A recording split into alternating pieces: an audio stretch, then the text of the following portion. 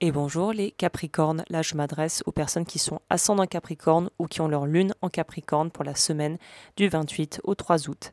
Donc pour les Capricornes, on sent qu'il y a une espèce de renaissance. C'est vraiment une semaine importante, c'est une semaine pilier si tu veux, où tu vas pouvoir poser les premières pierres, les premières briques d'un nouveau cycle personnel, que ce soit dans la façon dont tu te perçois physiquement, dans tes idées, dans ta posture, comment tu te positionnes dans ta vie.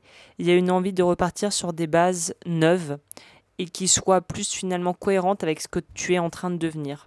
Toi, la lune, elle va activer la maison 1, 2, 3. Donc 1, c'est toi, clairement, ton corps, ton énergie, ton élan, ton identité.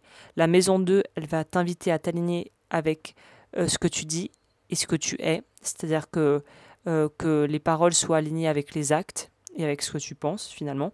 Et la maison 3, elle t'encourage à te mettre en mouvement et à t'exprimer librement. Donc c'est vraiment une phase où on voit qu'il y a potentiellement une transition qui se fait, un changement qui s'opère. Et là, on te dit que ce qui est à privilégier, c'est qu'est-ce que j'ai envie de montrer de moi aujourd'hui, qu'est-ce que j'ai envie de montrer au monde, qu'est-ce que j'ai envie de partager avec les gens, qui j'ai envie d'être finalement. Il y a peut-être une notion de vouloir changer de style, ça pourrait être coupe de cheveux, habits, d'attitude aussi, une façon de penser, de changer de direction aussi, peut-être professionnellement parlant. Il y a aussi un rapport à soi et sa vérité, c'est-à-dire est-ce que je suis dans ma vérité, est-ce que j'arrive à dire les choses, est-ce que finalement je suis authentique et d'avancer, même si c'est petits pas, vers ce nouveau chapitre qui est de toute façon en train de s'enclencher pour toi. Donc c'est bien. C'est une semaine à mon avis qui va pas mal de bouger. Ce qu'il faudrait que tu évites, c'est de te laisser définir par ce que tu as été. C'est vraiment le moment un peu de changer de peau, changer de style, en fait, changer, pas être une nouvelle personne, mais accepter de laisser partir une partie de l'ancien qui te correspond plus, en fait.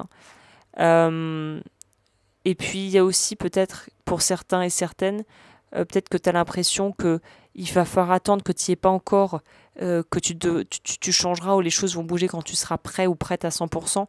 Là, on te dit non, il n'y a pas de prêt à 100%.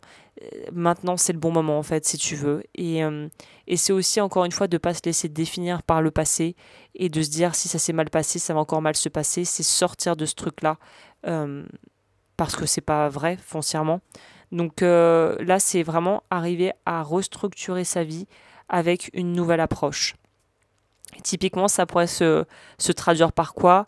Par une envie de se lancer dans une nouvelle activité, de changer, comme on disait, comment on se présente aux autres, de penser différemment, de s'autoriser à avoir une autre approche, et puis aussi de pouvoir très clairement dire non à ce qui convient plus, c'est-à-dire non à des façons de penser, non à des propositions de personnes avec qui finalement tu n'as plus grand-chose à partager, de pouvoir en fait dire non et de savoir que ça part d'un endroit en toi où tu es au clair avec toi-même et maintenant tu sais que tu veux passer à autre chose et tu es prêt ou prête à passer à autre chose.